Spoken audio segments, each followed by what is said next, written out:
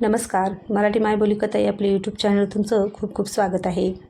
ठेंगण्या दुस्तरला आज उठायला खूप उशीर झाला होता. अजूनही तो त्याच्या लोखंडी कॉटवर बकासपणे छताकडे आणि त्या अतिशय जुन्या थकलेल्या पंख्याकडे पाहत पडला होता. त्याच्या सेलमधील दुसरी कॉट रिकामी होती. त्यावरच पांघरून व्यवस्थित घडी करून ठेवलेलं होतं. सत्या इतका वेळ सेलमध्ये असणं शक्यच नव्हतं. सत्या लवकर उठून तुरुंगाच्या जिममध्ये व्यायामला जातो आणि त्यानंतर त्याला भटारखान्यात ड्युटी असते. हे गेल्या 3 वर्षाचे वेळापत्रक होते. मुलगा तरुण होता आणि पहिल्यांदाच घरफोडीच्या गुन्ह्यासाठी आत आला होता, म्हणून काही त्याने आपला नियमित व्यायामाचा सराव सोडला नव्हता. आणि आता तर सत्याला सुटायला 2 आठवडेच उरले होते. विशीतला पोरगा होता तो. त्याला आत काय आणि बाहेर काय काहीच फरक पडला नव्हता. आत निदान गँगपासून संरक्षण, वेळेवर भाकरी, व्यायामाला जिम आणि संध्याकाळी फुटबॉल खेळायला दांडगट सवंगडी मिळत होते. त्याला तर 3 वर्षात तुरुंगाची सवय झाली होती. त्यात भटारखान्यात कामाला असल्यामुळे जेवणाची कमतरता नव्हती आणि त्याची भूक जबरदस्त होती. उलट बाहेर पडल्यावर नवीन जॉब करेपर्यंत काय हाल होणार आहेत याची चिंता त्याला भेडसावत होती. नवीन जॉब करणं ही काय सोपी गोष्ट नव्हती. पोलीस रेकॉर्डमध्ये त्याचे नाव आदराने उच्च स्थानावर होते आणि कधीकधी पोलीस त्याचा घरफोडीच्या प्रकरणात अनौपचारिक सल्ला घेत असत.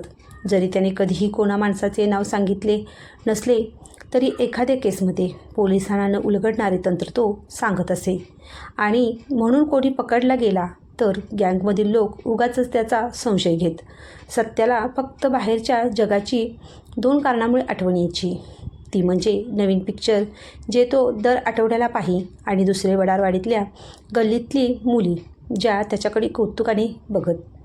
जेलमध्ये कधीकधी सिनेमा दाखवत, पण फार जुने, त्यात रंग नसे आणि गाणी पण खूप जुनी. त्याला झोप येई बघताना. पण इतर म्हातारे कैदी अतिशय गुंग होऊन पाहत.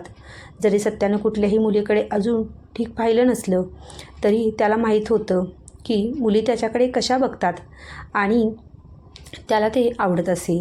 दिसायला तो काही हिरो नव्हता, पण कमावलेलं शरीर, काळ्या पाथराचा तुकतुकीत रंग, तेल लावून चापून चोपून बसवलेले केस, निमुळती पेंट आणि त्यावर पट्ट्यांचा टी-शर्ट, हातात तांब्याचा कडा, डाव्या कानात चांदीची रिंग आणि दुसऱ्या हातात गंडे, अशी स्वारी खोलीतून बाहेर पडायची तेव्हा लहान थोर स्त्रीवर्ग त्याकडे पाहायचा आणि त्याची छाती अधिकच फुगायची. हातावरच्या बेडक्या मोठ्या व्हायच्या आणि चालीत झोक यायचा. पण त्याला कुठल्याही मुलीच्या फंदात पडायचं नव्हतं आणि त्याचं कारण त्याचा धंदा.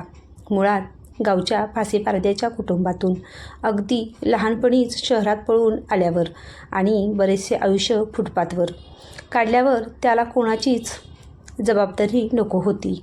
त्यात असे हे कधीही पकडले जाण्याची भीती. त्याला पोलीसमधील ओळखीचे लोक मधूनमधून समजावून सांगायचे. पण प्रश्न उदरनिर्वाहाचा नव्हताच मुळी. प्रश्न असा होता की त्याने घरफोडी केली नाही तर तो काय करणार. त्याला त्याच्या धंद्याशिवाय कशातही रस नव्हता.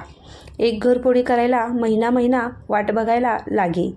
घरावर पळत ठेवावी लागे. कधी फुटाणेवाल्याचे सोंग तर कधी भिकाऱ्याचे, तर कधी चक्क विक्रेता बनून घरचा दरवाजा पण ठोठावी. या कामामध्ये जे समाधान त्याला लाभे ते कशातही मिळणारे नव्हते. आलेला माल तो ठराविक शेठ लोकांकडे देई आणि जे देतील ते पैसे घेऊन निघून जाई, म्हणून शेठ लोक त्याच्यावर खुश असत. आणि कधी पैशाची अडचण त्याला भासली तर त्याच्या हातात ते त्याच्या जरुरीपेक्षा जास्त पैसे कोंबत. या वेळेला मात्र त्याची चुकी झाली होती आणि कोणातरी महत्त्वाच्या माणसाच्या घरात त्याने डल्ला मारला होता. एक शेठ सामानसकट पकडला गेला आणि त्याच्यामुळे सत्याला आता दुसऱ्या शहरात बसवावे लागणार होते हे नक्की. तुरुंगात त्याला आणले गेले तेव्हा त्याला दुसरीच सेल मिळाली होती. पण 2 दिवसातच त्याला ठेंगण्या दुस्तरच्या सेलमध्ये हलवण्यात आले. अफवा होती की ठेंगण्याची तुरुंगात वट होती. ठेंगण्या दुस्तर हे नाव कसे पडले आणि कोणी दिले याचे उत्तर हे स्वस्त ठेंगण्या पण देऊ शकत नव्हता. उंचीनं ठेंगणा होता त्यामुळे साहजिकच लोक त्याला ठेंगण्या म्हणत असावेत. पण दुस्तर काय चिकटले हे कोणाला माहीत नव्हते. त्याचे नावसुद्धा पोलीस, कोर्ट आणि तुरुंगाच्या नोंदीशिवाय कुठेही नमूद असण्याचे कारण नव्हते. जन्मापासून रस्त्यावर आणि त्यानंतर गुन्हेगारीत वाढलेल्या ठेंगण्याला शाळेचा दाखला कधी मिळाला नाही. ना रेशन कार्ड. उपासमारी आणि अवहेलना याशिवाय कोणीही त्याला काही देऊ केले नाही. आणि जगाने ज्या क्रूरतेने त्याला वाढवले तेवढीच क्रूरता त्याच्या अंगवळणी पडली. त्याच्या क्रूरतेला कोणतीही सुडाची भावना नव्हती, कारण त्याला दुसऱ्या कोणत्याही भावनेचा अनुभव नव्हता आणि कधी स्पर्श झाला नाही.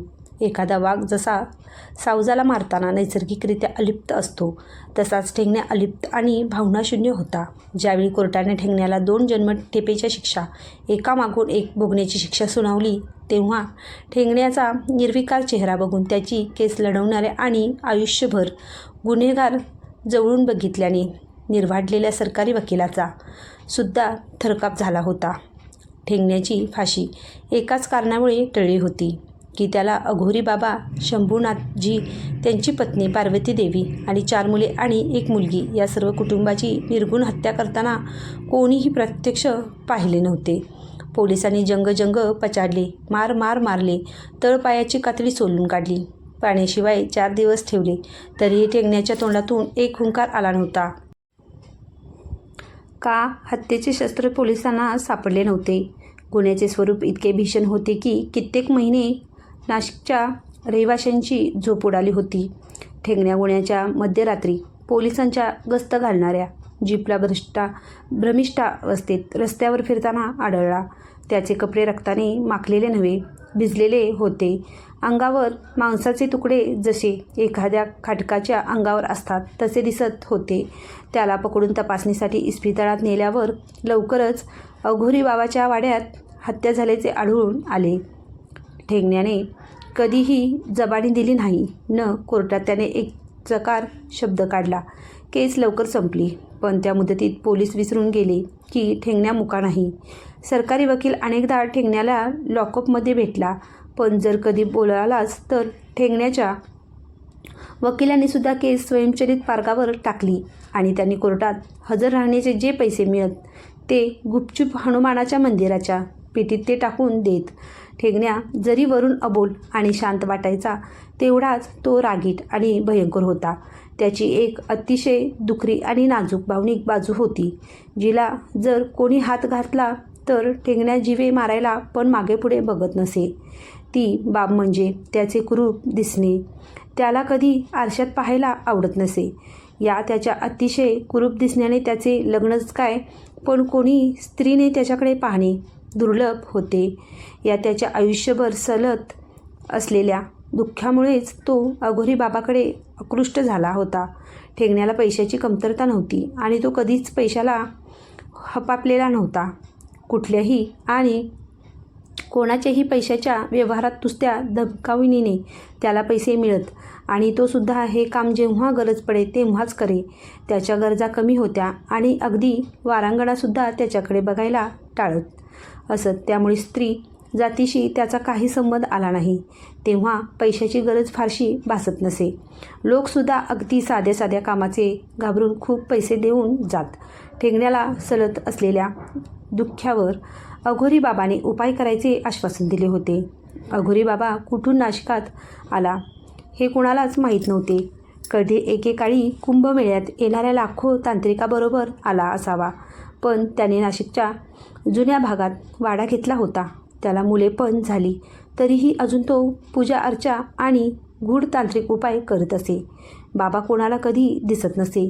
त्याची मुले मात्र लंगड्या नोकराबरोबर शाळेला जाताना दिसत. असे ऐकिवात होते की बरेच धनवान लोक आणि राजकर्ते बाबाचे भक्त होते. त्या भयान रात्री अघोरी बाबाने ठेंगण्याला वाड्यावर बोलावले होते. बाबाची दक्षिणा अगोदरच ठरली होती. त्याप्रमाणे ठेंगण्या 10-10 तोळ्याच्या 2 सोन्याच्या विटा घेऊन आला होता. त्याला बाबाने 2 गळ्यात बांधायच्या पेट्या म्हणजे लॉकेट पण आणायला सांगितले होते. एक सोन्याचे आणि दुसरे चांदीचे. त्यात घालायला म्हणे बाबा मंत्रवलेले भस्म देणार होता. पुढे काय होणार होते याची ठेंगण्याला काहीही कल्पना नव्हती. ठेंगण्या जेलमध्ये येऊन आता 2 तापाहून अधिक काळ लोटला होता. या काळात कित्येक कैद्यांनी ठेंगण्याशी दुश्मनी करायचा प्रयत्न केला, पण जोपर्यंत त्याच्या वर्मावर कोणी बोट ठेवले नाही तोपर्यंत ठेंगण्या गाय होता.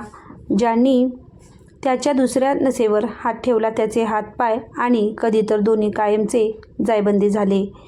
त्याच्या महतीमुळे कितीतरी वर्षात त्याच्या वाट्याला कोणी गेल्याचे ऐकिवात नव्हते. ठेंगण्या कोणाची तरी वाट पाहत होता, कारण ज्या वेळेला नवीन कैदी येत तेव्हाच तो आतुरतेने नवीन कैद्यांची माहिती विचारत असे. पण सत्या आल्यानंतर अशी विचारपूस करणं सुद्धा बंद झालं. ठेंगण्याने वशिला लावून सत्याला आपल्या सेलमध्ये घेतल्याचा अनेकांना वहीम होता. ठेंगण्याचा आशीर्वाद असल्याने सत्याचं जेलमधलं आयुष्य किती सोपं झालं होतं याची सत्याला काहीच कल्पना नव्हती. ठेंगण्या फारसा बोलत नसे, पण सत्याला बोलका करी. सत्याने केलेल्या अनेक धाडसी घरफोड्यांची माहिती सत्यानं त्याला दिली होती. मागच्या 6 महिन्यात बरेचदा ठेंगण्या बरा नसायचा. त्याच्या पोटात खूप दुखायचं. एरवी बेरड असणारा ठेंगण्या पोटात दुखायला लागल्यावर मांजराहून गरीब दिसायचा. तुरुंगाच्या डॉक्टरने अनेकदा औषध उपचार केल्यानंतर नाशिकच्या सरकारी इस्पितळात तपासणीसाठी पाठवलं. त्यानंतर एक जबरदस्त अफवा तुरुंगभर पसरली. ठेंगण्या आता मरायला टेकलाय. ठेंगण्याला आता सेलमध्ये झोपून राहायची मुभा असायची. जेवणाची थाळीसुद्धा सेलमध्ये पोहोचवली जायची.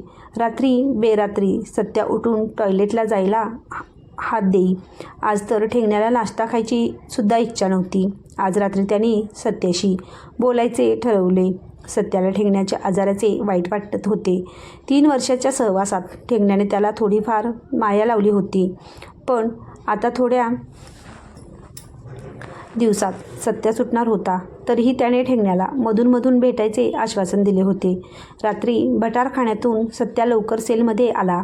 सत्या येताना गरम दुधाचा पेला आठवणीने ठेंगण्यासाठी घेऊन आला. तेथे काम करण्याचे काही फायदे होते. त्यापैकी एक म्हणजे जेलर आणि गार्डची काळजी घेतल्यानंतर बाकी रान मोकळे असायचे. सत्यानं पेला पुढे केला आणि म्हणाला, दादा गरम दूध घ्या, प्याल्यावर बरं वाटेल. ठेंगण्यानं पेला घेतला आणि म्हणाला, सत्या पोरा बस, मला काहीतरी महत्त्वाचं सांगायचं आहे. सत्या कॉटवर बसला. ठेंगण्याचं एवढं मोठं वाक्य त्यानं क्वचितच ऐकलं होतं. पोरा, जवळजवळ 25 वर्षापूर्वीची गोष्ट आहे. नाशकात एक बाबा होता. त्याचं नाव आता विसरलो, पण त्याला अघोरी बाबा म्हणत. सत्या कधी नाशिक शहरात गेला नव्हता, पण जेव्हा सत्या म्हणे की आता त्याला दुसऱ्या शहरात जॉब करावे लागतील, तेव्हा ठेंगण्याचं म्हणत असे की नाशिक त्याला योग्य शहर आहे. ठेंगण्या पुढं म्हणाला, बाबाचा जुन्या गावात वाडा आहे. आता कोण राहतं आणि कोणाच्या मालकीचा माहीत नाही, पण त्या वाड्यात मी एक महत्त्वाची गोष्ट लपवली आहे. ती तू इथून बाहेर पडल्यावर माझ्याकडे आणायची. सत्याला आश्चर्य वाटलं. म्हातारा आजारानं वेडा झाला की काय? अगदी सोन्याचा हार जरी असेल तरी तुरुंगात काय कामाचा? काहीतरी बोलायचं म्हणून तो म्हणाला, म्हणजे घरफोडी म्हणा, पण काय महत्त्वाचं आहे? सोनं का पैका? नाही. वाड्याच्या पटांगणात मध्यभागी तुळशीच्या उभ्या कुंडीच्या गोमुखात मी 2 चौकोनी ताईत ठेवलेत. गोमुख फोडायला लागलं तरी ते काढायचे आणि मला इथे आणून द्यायचे. त्यानंतर तुला कधी जॉब करायला लागणार नाही याची खात्री बाळग. सत्याला आता खरंच म्हातारा वेडा झाल्याचा संशय येऊ लागला होता. एवढ्या छोट्या वस्तूसाठी का कोण घरफोडीची जोखीम घेत? पण म्हातारा खरंच आजारी होता. कैदी बोलत होते की त्याला पोटात कॅन्सर झालाय आणि फार दिवस म्हातारा टिकणार नाही. त्याला माहीत होतं की ठेंगण्या एकटा आहे आणि त्याला आपलं जवळचं कोणीच नाही. सत्याला वाटलं, आपली पण गत एक दिवस अशीच होणार आणि आपण कुठल्या तरी तुरुंगात एक दिवस असेच मरणार. त्या भावनेच्या भरात सत्या हो म्हणून गेला. तसा जॉब सोपा होता. पटांगणात उतरायचं आणि बाहेरच्या बाहेर ताईत घेऊन निघायचं. काहीच वेळ लागणार नाही. सत्याला वाटलं की एवढं तर तो ठेंगण्यासाठी करू शकतो. 2 आठवडे कसे निघून गेले कळलंच नाही. सत्या आणि ठेंगण्यामध्ये फारसं बोलणं झालं नाही. ठेंगण्याची प्रकृती ढासळत होती आणि जेलरनं त्याला नाशिकच्या सरकारी इस्पितळात हलवायचा निर्णय घेतला होता. ठेंगण्याच्या आग्रहास्तव सत्या जाईपर्यंत सेलमध्ये ठेवायचं जेलरनं कबूल केलं. बहुतेक अखेरची इच्छा म्हणून असेल. ठेंगण्या काही जेलमध्ये परत येण्यासाठी जात नव्हता हे जेलरला माहीत होतं. डॉक्टरांनी अधिकाऱ्याने रिपोर्ट दिला होता की ठेंगण्या यकृताच्या कर्करोगाने आजारी आहे आणि रोग शेवटच्या स्टेजला आहे.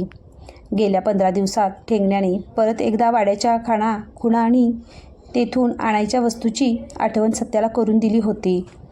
ठेंगण्या अगदी निर्विकारपणे सत्याला म्हणाला की तो काही फार दिवस टिकू शकत नाही. वेदना असह्य होत आहेत आणि डॉक्टर झोपेचे इंजेक्शन देतील तेव्हा जॉब लवकर कर. शक्य झालंच तर सुटण्याच्या रात्रीच. सत्य सकाळच्या गडबडीत आणि सर्वांचा निरोप घेऊन सुटकेचे कागद अंगठा लावून घेईपर्यंत ठेंगण्याला नाशिकच्या इस्पितळात हलवण्यात आले होते.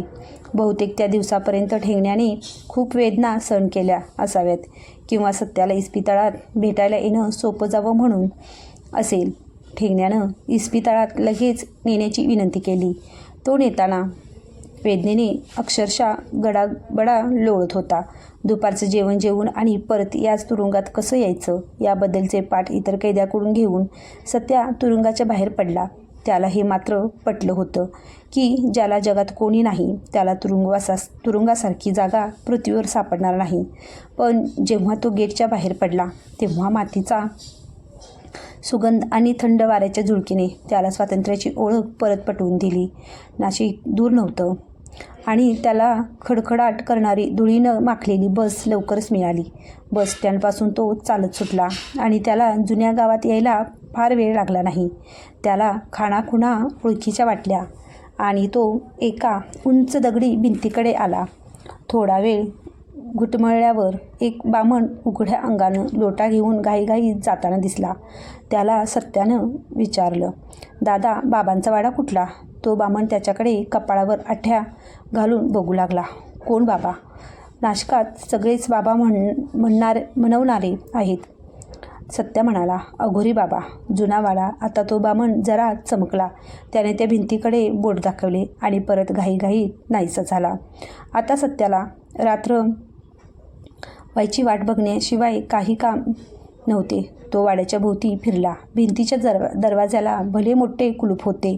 त्यावर कापड चिकटवून लाखेची मोहोर लावली होती आणि दरवाज्यावर कागदे चिकटवली होती. सत्याला वाचता येत नव्हते पण त्याची खात्री झाली की वाडा रिकामा आहे.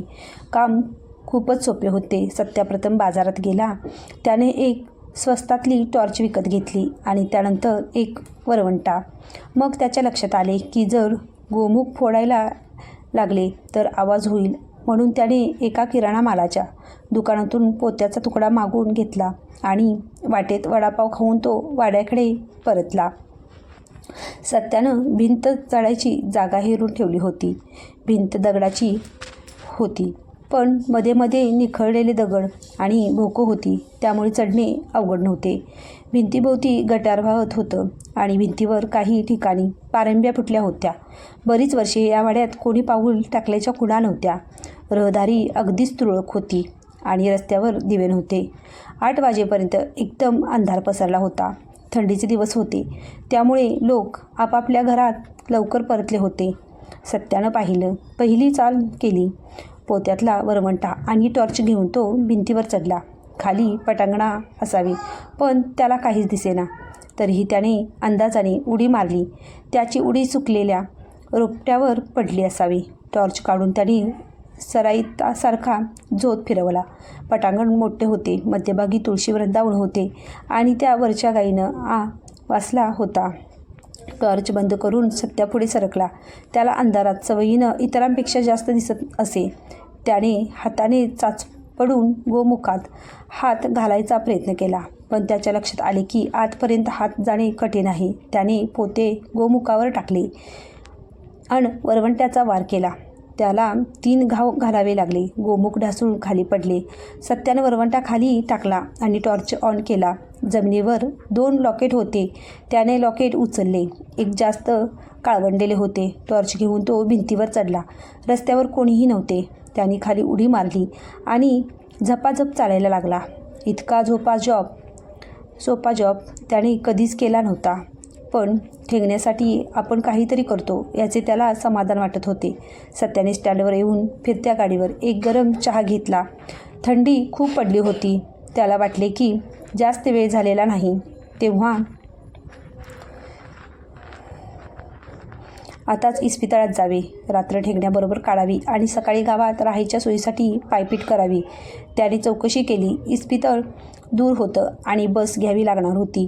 फक्त 10 वाजले होते. सत्याने एका छोट्या बायकांच्या वस्तूच्या दुकानातून काळ्या दोऱ्याचा कुंडाळा विकत घेतला. सत्याला माहीत होतं की उद्यानंतर एखादे वेळेस तो ठेंगण्या परत कधी भेटणार नाही. जर ठेंगण्याला मरण्यापूर्वी लॉकेट घालायचं असेल तर सत्याने दोन्ही लॉकेटमध्ये दोरा गुंतला आणि खिशात टाकून तो निघाला. ठेंगण्याला कळा आता सहन होत नव्हत्या, तरीही डॉक्टरनं तो सुई टोचायला देत नव्हता. त्याला जागे राहायचे होते आणि इंजेक्शनने कळा कमी झाल्या असत्या, पण झोप लागली असती. त्याला शेवटची आशा होती की सत्या आज अघोरी बाबाच्या वाड्यात जाईल आणि लॉकेट घेऊन येईल. त्यासाठी त्याला वाट पाहत रात्रभर जागे राहायचे होते. पोट्यातल्या कळा आता असह्य होत होत्या. त्याला ग्लानी आली. 25 वर्षापूर्वीची ती रात्र, भयानक रात्र डोळ्यासमोर येत होती. अघोरी बाबाने सांगितल्याप्रमाणे तो वेळेवर वाड्यावर पोचला. बाबाने प्रथम त्याची दक्षिणा घेतली आणि बायकोला तिजोरीत ठेवायला सांगितले. नंतर ते ठेंगण्याला आतल्या दालनात घेऊन गेले. मोठ्या दालनाच्या मध्यभागी एक वर्तुळ काढले होते आणि त्यामध्ये अग्निकुंड होते. वर्तुळाकार बाबाची मुले बसली होती. बाबांनी ठेंगण्याला बसवले आणि त्याची बायको पण बसले. जसे बाबा मंत्र म्हणत तसा अग्नी जास्त प्रज्वलित होत होता. अचानक धुराच्या वलयातून एक आकृती निर्माण झाली आणि त्या आकृतीने बाबाच्या हातावर राख टाकली. बाबा खुश झाल्याचे त्याच्या तोंडावर दिसले. बाबाने ती राख ठेंगण्याने आणलेल्या 2 लॉकेटमध्ये भरली आणि ठेंगण्याकडे लॉकेट दिली. बाबांनी पुढे सरकून ठेंगण्याच्या कानात सांगितलं. ठेंगण्याने मान होकारार्थी हलवली आणि त्यानंतर काय झालं ते आता ठेंगण्याला पुसट आठवत होतं. बाबाची काहीतरी चूक झाली असावी. त्या धुराच्या प्रतिमेने अकराळ विक्राळ रूप धारण केलं आणि झंझावातासारखी तिने अकांडतांडव सुरू केलं. प्रथम मुलांच्या, नंतर बाईच्या अंगातून रक्ताचे फवारे उडाले आणि शरर छिन्न विछिन्न झाली. बाबा पळायला लागला आणि ती आकृती बाबाच्या मागे. ठेंगण्या अतिशय बावचळला आणि त्याने घराबाहेर धाव घेतली. पटांगणात आला तर त्याला तुळशी वृंदावने दिसली. हातातली लॉकेट तो गोमुखात टाकून त्याने भिंतीवर उडी घेतली आणि त्यानंतर पोलीस पकडेपर्यंत त्याला भाडच नव्हते. या गोष्टीला आता 25 वर्षे झाली होती, तरीही ठेंगण्या विसरू शकत नव्हता. या प्रसंगामुळे त्याला खात्री पटली होती की त्या लॉकेटमध्ये काहीतरी अमूल्य आहे. म्हणून बाबाचा जीव गेला. ठेंगण्याने डोळे उघडले आणि सत्याला पाहून धडपडत उठायचा प्रयत्न केला. सत्यानं त्याला उशी दिली. ठेंगण्या म्हणाला, मिळालं? लॉकेट मिळालं. सत्या हसला. म्हातारा केवढा वित्तावीळ झालाय. असली लॉकेट रस्त्यावर पैशाला पासरी मिळतात. विकत आणून दिसलं असतं तरी कळलं नसतं. त्याने लॉकेट खिशातून काढून ठेंगण्याच्या हातात दिली. ठेंगण्याचा आनंद त्याच्या चेहऱ्यावर आता झळकत होता. ठेंगण्यानं लॉकेट टवकारून पाहिली. त्याने ओळखलं कुठलं चांदीचं आणि कुठलं सोन्याचं. ठेंगण्यानं प्रथम चांदीचं लॉकेट स्वतःच्या गळ्यात घातलं आणि दुसरं लॉकेट सत्याला दिलं. ठेंगण्या म्हणाला, घे, घाल तुझ्या गळ्यात. सत्याला कळेना की का एवढा खटाटोप. हे लॉकेट बक्षीस देण्यासाठी.